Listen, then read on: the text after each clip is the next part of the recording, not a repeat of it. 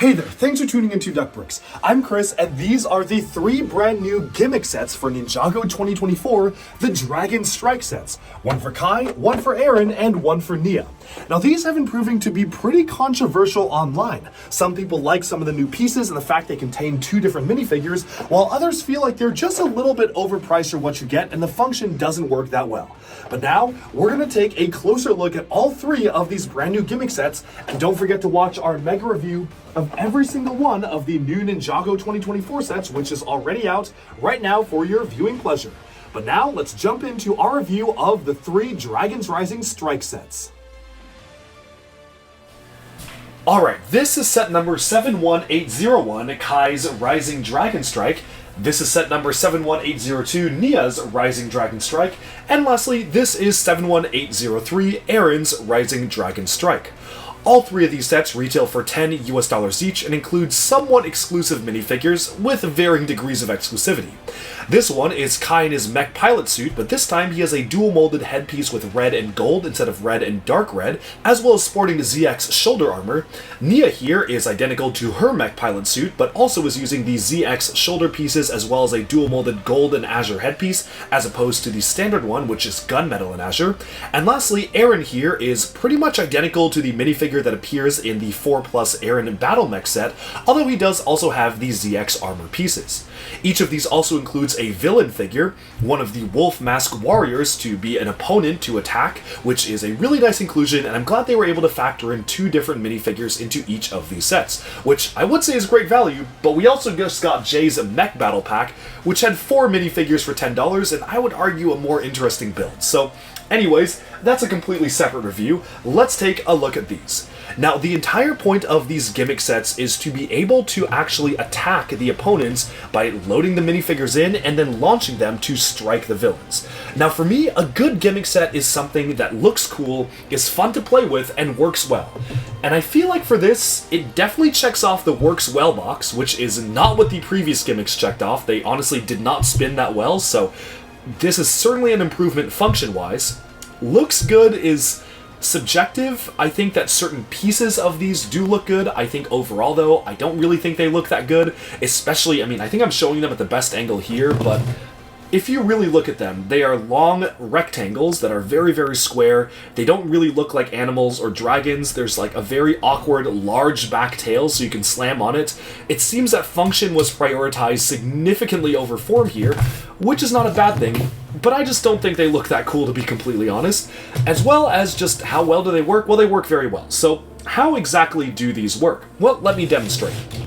The entire point of the Dragon's Rising Strike set is that you can line up a minifigure to be attacked, or in this case, since I have all 3, we'll put all 3 minifigures here, maybe a group of warriors charging towards you on the battlefield at different distances. You line them up, and then you basically just slam down on the back, which will launch the dragon forwards. And I will say, after playing with these for a while, they're actually really, really fun to play with. That is so satisfying. Just watching the dragon fly forwards and attack the villains is so satisfying to me. I love the way the function works, and honestly, I feel like this has really grown on me because when I first saw images, I was very confused as to what the function actually was, but now that I actually see it in action, it is legitimately a lot of fun, and one that genuinely works very, very well. I just wish that this was able to be better shown on the marketing because I was very confused as to how well these would work until I actually had them in hand. That's what Aaron's looks like right there, just striking like so, which is really, really fun to play with.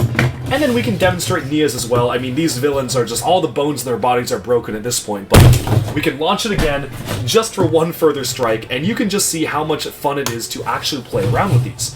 Now, if you have 2 of them, I assume that you can actually duel each other, so if you've got maybe someone else, a friend of yours who owns one, you can have some sort of a duel and see who can attack the fastest and strongest there. There's a lot of fun to be had here, and admittedly I will say the function works a lot better than I expected.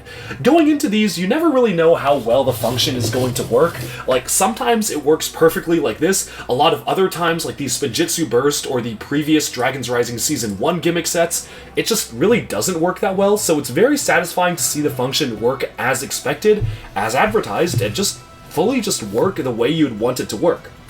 So that's really good. The only downside though is that there isn't really much else to do with these sets once you've played with them a few times. Now, obviously as you can see here, there are only a few major components to the way these are built. There's a dragon head which can open and close like so that kind of is on a click hinge. It does come with a collectible dragon energy core for each of them, which is basically just the same collectible that we used for Season 1 of Dragon's Rising.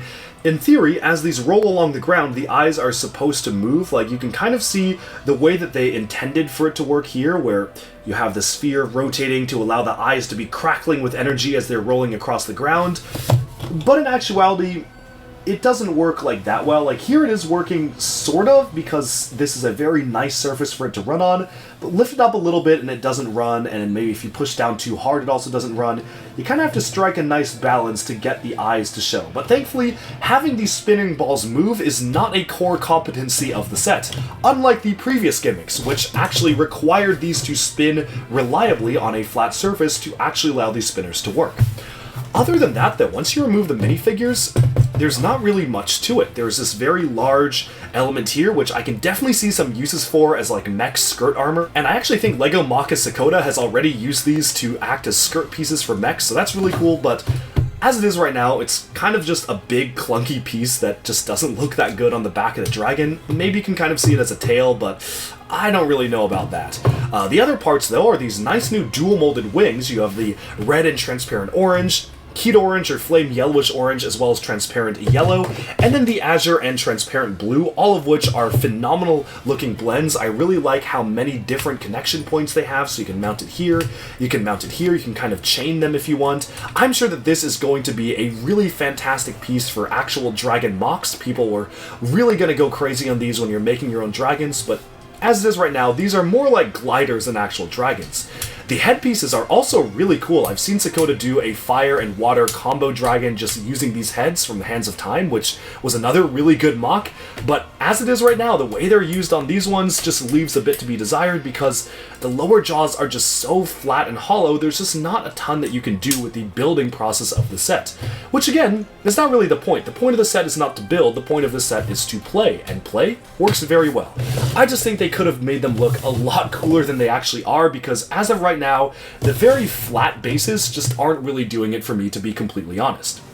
Otherwise though, there's not much else I have to say about these sets. They're okay gimmicks. I ranked all the gimmicks in a previous review earlier this summer, and I feel like I would rank these like slightly above average because they work really well and are genuinely really fun to play with, but they just don't really look that good to me.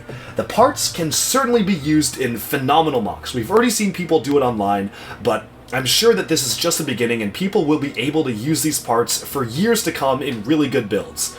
But the builds themselves are not that interesting, and the one thing I do have to say about the minifigures, which let's do a close-up of the minifigures now, I'm not the biggest fan of the way the figures work. I think Kai works the best because it is a gold color scheme already integrated into the rest of the armor, so this one's okay, but it is a very, very gold head. Nia's is a little worse because she's trying to integrate a lot of gunmetal but also a lot of gold. I much prefer the standard outfit to this one. And then Aaron's is just also too gold to me. I feel like it doesn't make sense to have this much gold on the character itself. Maybe if they had done like a Lloyd Dragon, that would have been a little bit better, but I also understand, I'm glad that Aaron gets a spotlight. Like, at least Aaron is getting a set to himself, but man, the outfits are just not that great, and I'm certainly looking forward to them to actually put out new outfits for the new characters, Aaron and Sora, rather than just kind of slightly modifying the existing outfits that we already have.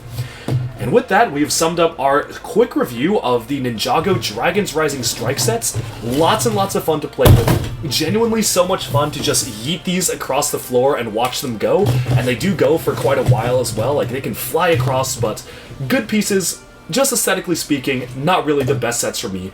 But it's just my opinion, and I'd love to hear yours, so do let me know in the comments if you agree or disagree with what I said, and if you're going to be picking this up for yourself as well. Thank you so much, and I hope you enjoyed the review.